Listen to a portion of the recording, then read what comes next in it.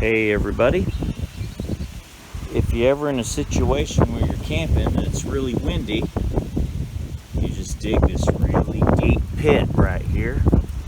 See all my coals right there? Everything's down deep about almost 2 feet, and I'm cooking these great ribs right here.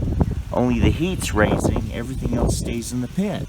So if you're getting all this really hard wind and you don't want your fire stuff to blow away and start a big old forest fire or something like that, just dig you a nice deep pit, put some rocks around it, take a grill from one of your barbecues.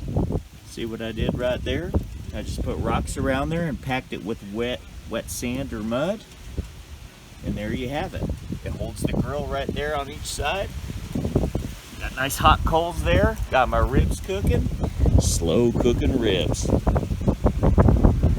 There you go. That's what you do when the wind is really hard, but you still want to slow cook some ribs or barbecue, even in a hard wind. Just dig a nice little pit right there. Put your grill from one of your gas barbecues on there. Got it nice packed right there.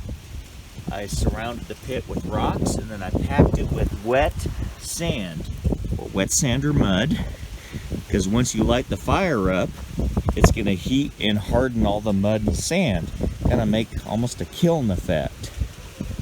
It's just going to make you a perfect little barbecue cooking pit while you're cooking out and you're camping like me. I'm camping out right now at the lake.